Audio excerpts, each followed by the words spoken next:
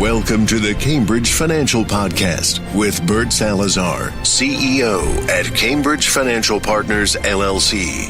This podcast is all about tax-preferred retirement planning, economics, financial risk management, and achieving a risk-free and successful financial life. Now, your host, Bert Salazar. Hey, good day, everyone. Welcome to another Cambridge podcast. As always, I'm excited to be with all of you, especially today, because today we're going to be talking about money. Now, obviously, over the last 40 some odd podcasts that we have done in the past year, we're always talking about money, but many a times we talk about money from a different perspective. We're talking about investments, we're talking about rates of returns, we're talking about risk.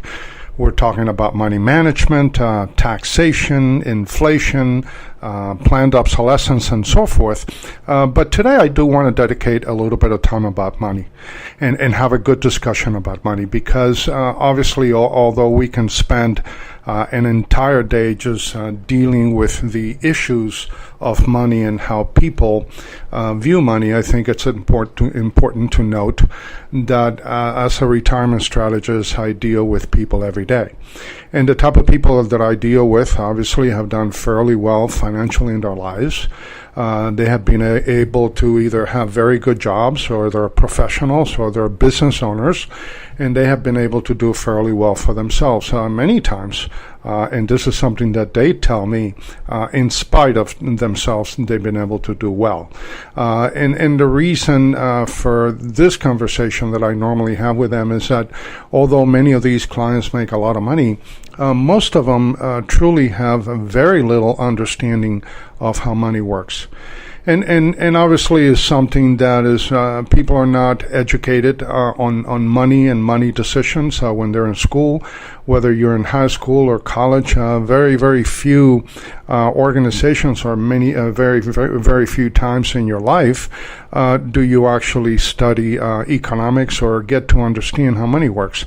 Although I do have an accounting background, I have been studying economics for almost 35 years of my life. So I have a very clear vision and understanding of what money and economics works. Now, before we proceed, I think it would be very important for us to understand what the definition of economics is.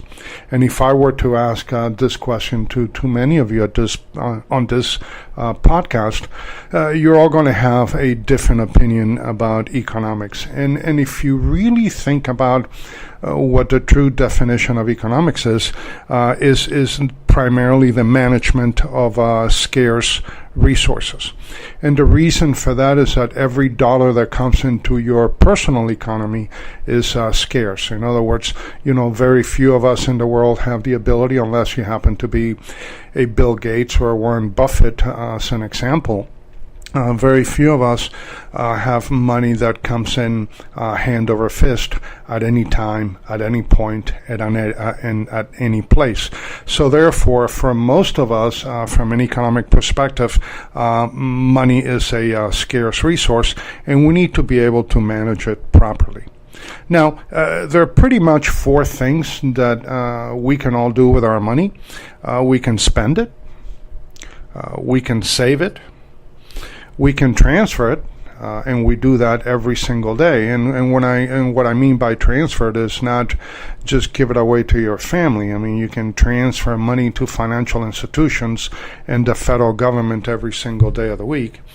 And last but not least, you can give it away, and that's where the family comes into play. You give your money away to family members. You may give your money away to charitable organizations and so forth. But there are pretty much only four ways that you can, things that you can do with your money. So you can spend it, save it, you can transfer it, or you can give it away. Now, one of the areas that most Americans don't understand is that the vast majority of us are going to earn a fortune while we're working. And what happens is, life gets in the way, and then you have a lot of eroding factors that we're going to talk about in a few minutes. But we don't realize at the end of the day how much money each and every one of us has the ability to earn over a lifetime. So I'll give you, some examples that I think are going to be critical for all of us to understand. If you're making $3,000 a month, and you don't get a pay raise, and you make $3,000 a month for the rest of your life, if you work for 30 years, you're going to make $1,080,000 in your lifetime, and that's a lot of money. If you work 35 years, that would be almost $1,300,000, $1,260,000 to be exact. What if you're making $6,000 a year? The vast majority of the clients that I have make north of $10,000 a year. But what if you make $6,000 a year? That's $72,000 or $6,000 a month. That would be $72,000 a year. So $6,000 a month over a 30-year period, that would be $2,160,000. And over a 35-year period, it would be $2,520,000. Now, how about those of you that are either professionals or you're business owners, or you work in a very high-paying job, and you're making $10,000 a month or $120,000 a year? Well, in 30 years, you would have earned $3.6 million.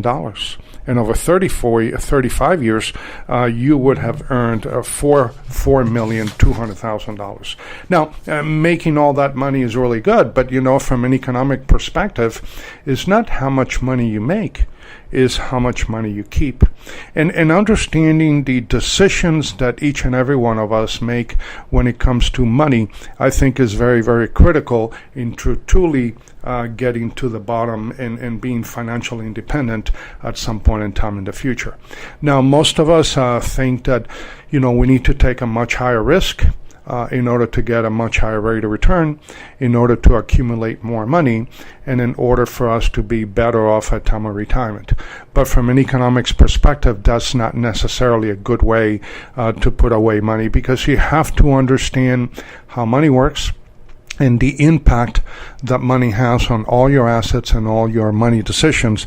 And then once you understand that, then you can start making better financial decisions that are going to allow you to recapture a lot of those transfers that we're going to be talking about in the next few minutes. Now, I do enjoy making analogies when it comes to money management and money decisions, because money is not the type of subject that you wake up in the morning and you say to yourself, okay, today I want to learn as much about money as I possibly can. But it's always good to make some analogies. So let me give you an analogy of an airplane in flight.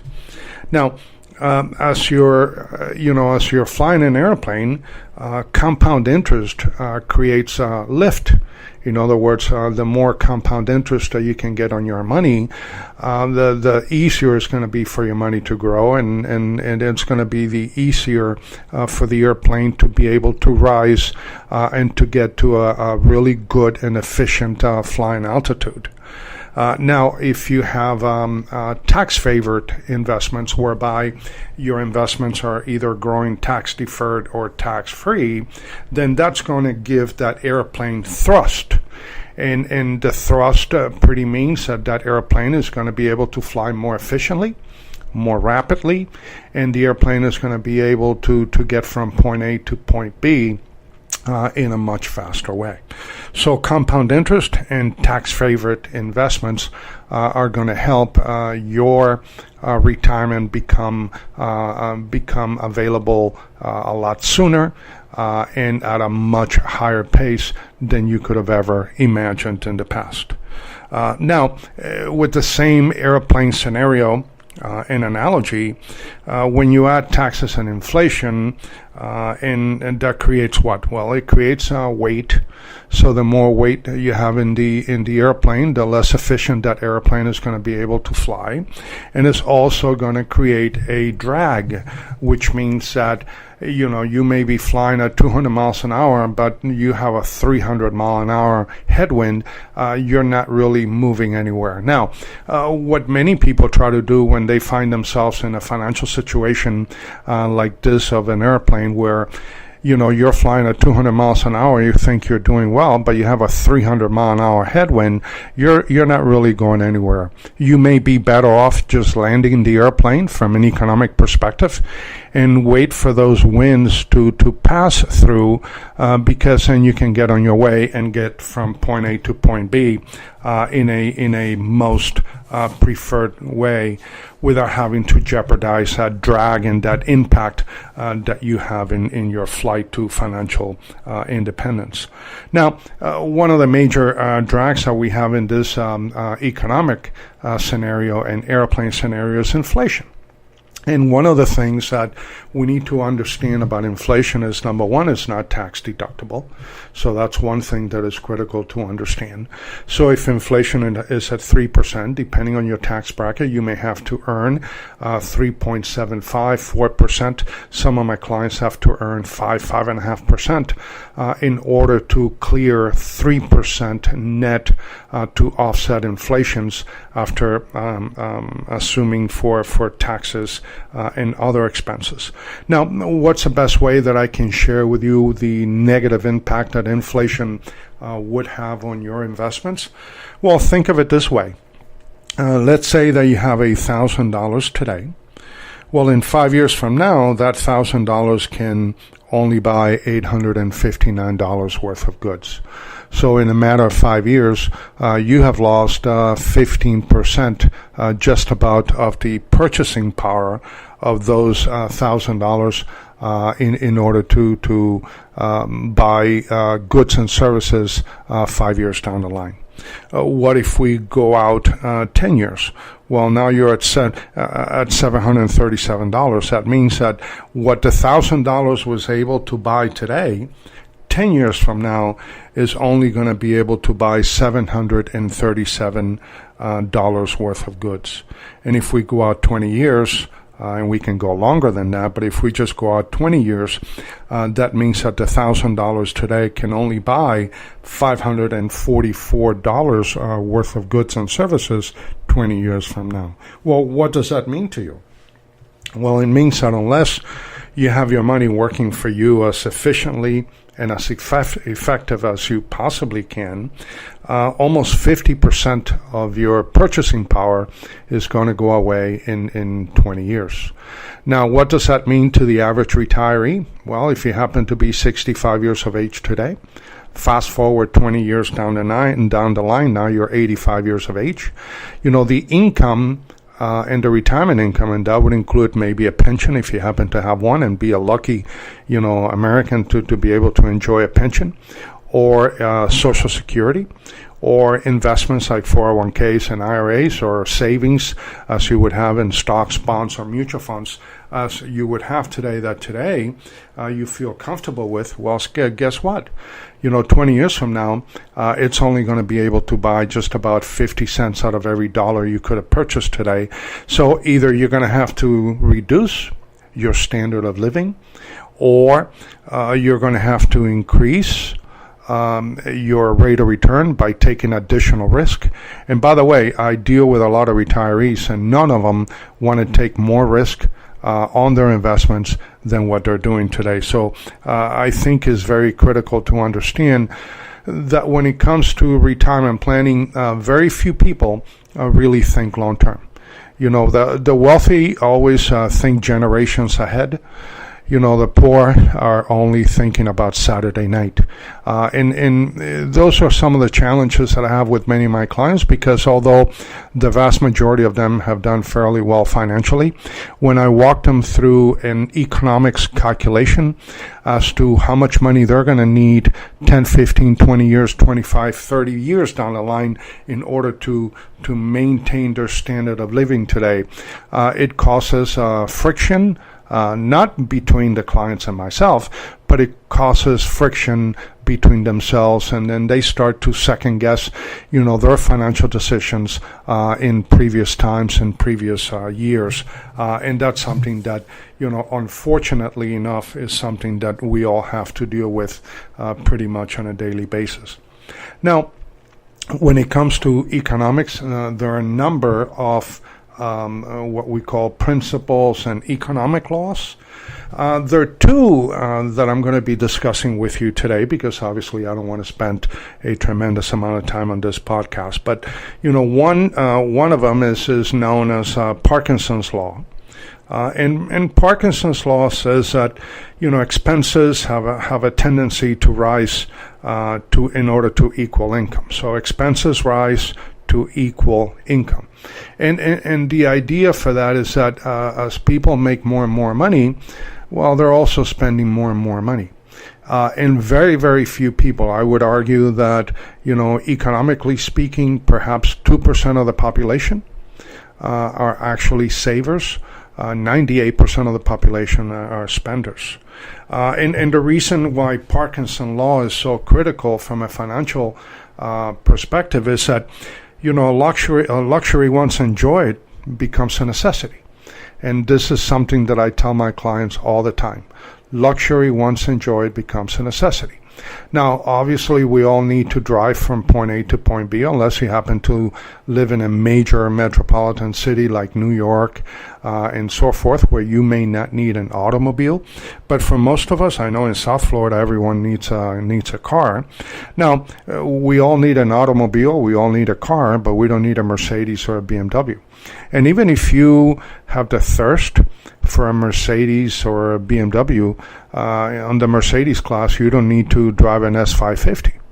You can drive an E550, or you can drive a C class, and you can still have the luxury of a Mercedes Benz without having to spend that kind of money. And the reason for that is that every dollar that you spend toward either the purchase of an automobile or the leasing of an automobile becomes not only an expense, but also a major opportunity cost. Because at the end of the day, it's not the $30, $40, $50, or $60, $70,000 that you're spending on an automobile. It's the fact that the minute that those $30, $40, $50, $60, or $70,000 leave your personal economy, that money will never get back to you. So if you factor in 30, 35 years down the line, taking that same amount of money, let's say that you're spending $70,000 on an automobile. Well, what if you can reduce the cost of that automobile from $70,000 to $40,000? You're still driving a very nice car, but now you're saving $30,000 a year. Grow that $30,000 a year, or 4 or 5%, 30 years down the line, 35 years down the line, and tell me how much money you would have been able to save and put away to other areas of your life that would be more economically feasible and would allow you to grow wealth at a much faster pace and still be able to get around, drive a very nice automobile. So the opportunity cost of decisions that my clients are making on a regular basis is one where I try to educate them on constantly, pretty much. And the reason for that is that, as I always tell all of you on these podcasts, information without education always leads to failure. And if Americans truly understood the cost of an opportunity cost when you're making one decision for another decision, most Americans would become savers and not spenders. So understanding Parkinson's law, understanding that the more money that you make, the more money you should be saving, not the other way around. Not the more money you make, the more money you should be spending. And if you're able to do that, even in as short as 5 to 10 year period, you can change your life dramatically, because you start to consider every financial decision that you make. You still get to enjoy life, but you're able to put a lot more money away for your retirement and for your family that you would have never been able to do before. Now, the second law of economics that I want to discuss with you, it's a fun one, but it's one that is very, very important for all of us on this podcast. And this is what we call in economics the Willie Sutton's law. Now, for most of you, you may not know who Willie Sutton was, but Willie Sutton was a bank robber. And he was around in the late 30s and 40s. And Willie, was a young man, and he was always in and out of prison. Obviously, he would rob banks, and he was a pretty bad bank robber because most of the times he would get caught. Either he would get caught immediately, or he would get caught later on. And the reason why I'm mentioning the Willie Sutton's Law is that one of those times he was caught, the U.S. Marshal was walking Willie Sutton from the jail cell over to the courthouse, which was adjacent to the jail, and the marshal said, Willie, we've caught you like 4 or 5 times in the last 15 years, so you're not really very good at what you do. So let me ask you a question. Why do you rob banks? And Willie very quietly replies, says, well, that's where they keep the money. Let me repeat that again. Willie Sutton used to rob banks because that was a place where they kept the money. So what do I mean by that from an economic perspective? Well, wherever wealth is accumulated, someone is going to try to steal it or take it from you.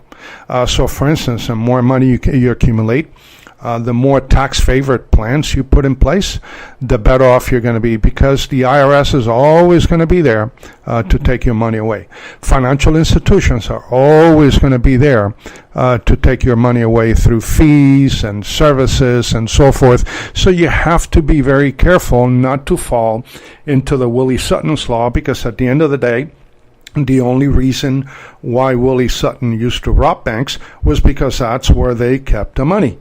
So again, you have to be very cognizant of every financial decision that you make and every money decision that you make in order to truly understand not only all the Willie Suttons that are going to be out there trying to get at your money, but also to understand what can you do in order to protect yourself and your family from those issues and concerns. Now, going along where the Willie Sutton Law comes into play, the next question is, well, where does wealth transfers occur? And many of these wealth transfers that occur in your personal economy, some of it you may know about. Some of it you may not know about, and most of it you already know about, but you don't care or you don't pay attention to it. So, for instance, financing automobiles, that's a major wealth transfer.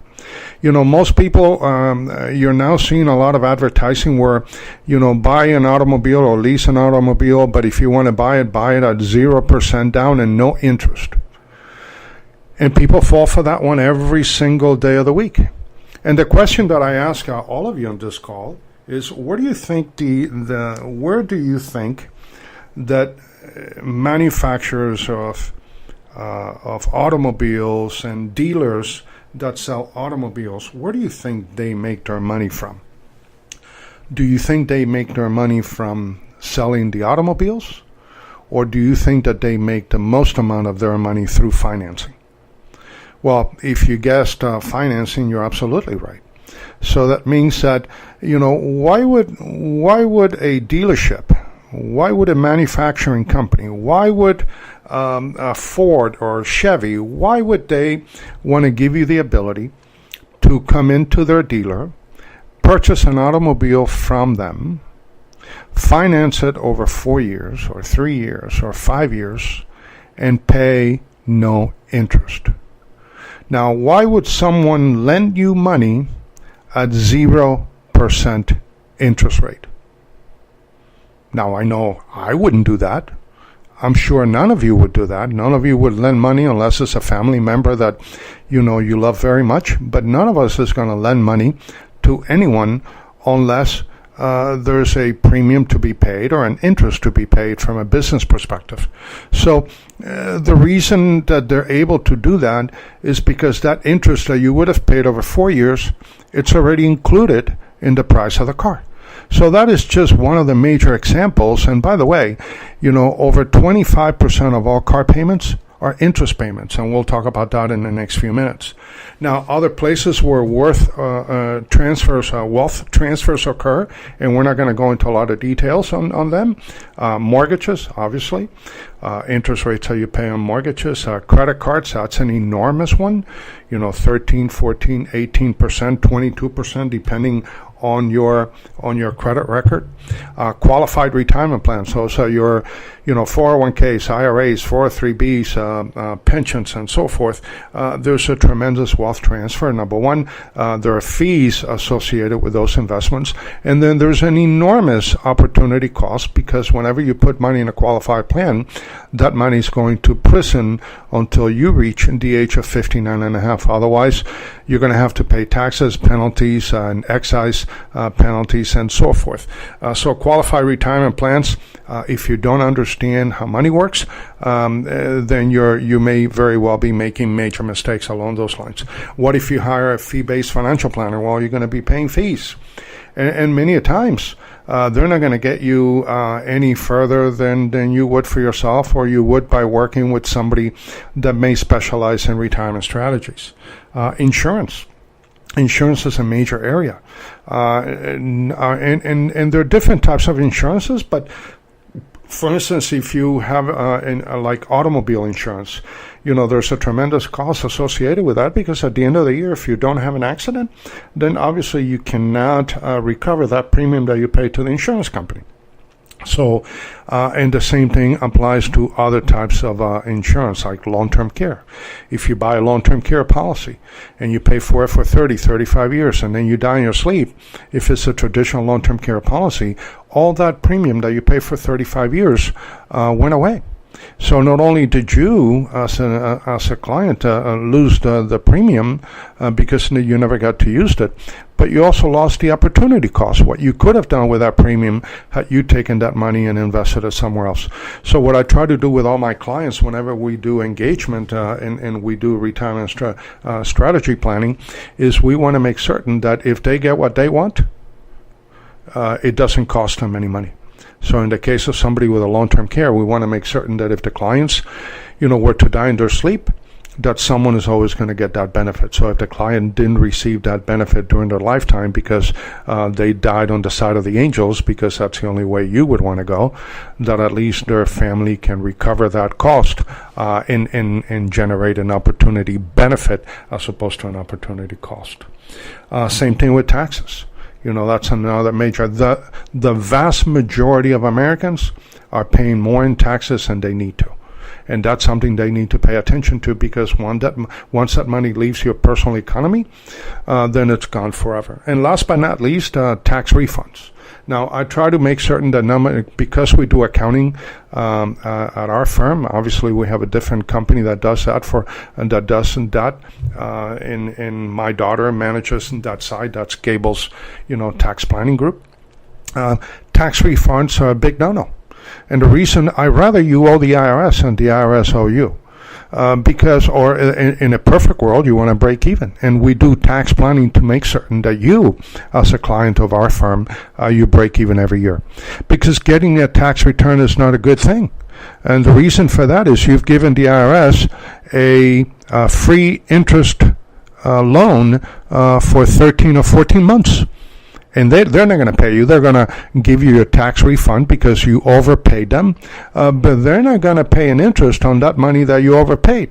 So instead of you having that money on your side of the ledger, on your personal economy, earning an interest rate on a monthly basis, you just gave a free loan to the IRS and you collected nothing for it. So tax refunds is another major area that we pay a lot of attention to. Now, there are a lot of dark clouds over the horizon. And, obviously we can spend a long time talking about some of these, but, primarily I think there are 8 of them that are very critical that we need to pay attention to. Number one is current demographic changes. People are living a lot longer today than they ever did before. As a matter of fact, families are having less children today than the baby boom generation, where we came after the war. Our parents came, after the Second World War and decided to have a lot of children. Well, that's not happening anymore. So those demographic changes are going to have a negative impact on economics in the future. Non-stop government spending, and I don't care if you're a Republican or a Democrat. Government spending is they're all guilty on either side of the aisle. They're all guilty. They're spending more money than what they have. Growing national debt, that's another big issue. That's a very hot potato. Right now, our national debt is over $21 trillion and counting, and it doesn't account for the unfunded liabilities for Social Security, Medicare, Medicaid, Medicare Part D, because that's exceeding $112 trillion. Yeah, you heard me right, $112 trillion. And we don't have that kind of money today in order to pay that future liability and the promises that we have made. The rising cost on the debt. Now the national debt is at 21 trillion, but every time interest rates go up by a quarter of a point, guess what?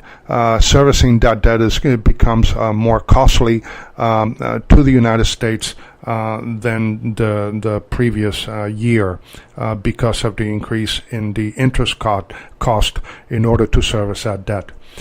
Growing personal debt. Americans are spending before they save instead of doing it the other way around. All of us should be saving and then spending. But by the way, savings is nothing more than delayed expenditure. So, you save for retirement because you want to make certain that you have enough money when you reach retirement age to be able to take you all the way through the rest of your life. By the way, if you had guaranteed income for life, the vast majority of us on this call would not save a single dollar. So we're only saving because we have to, not because we want to. Adjusted income is flat in the United States when you factor in taxes and inflation. In our country, we're at the lowest savings rate, which is somewhere around 4%. Many Americans don't save any money at all. 4% is not going to get you anywhere. It may save enough money for you to live in retirement for 2 years, and then what are you going to do after that? Now, some of us, as we get closer to retirement, we increase our savings rate, but when you average it out, it all comes to about 4% because, the vast majority of Americans are not savers. The vast majority of Americans are spenders. So these are things that when it comes to money and understanding money is very, very important and very critical for all of us to be able to understand.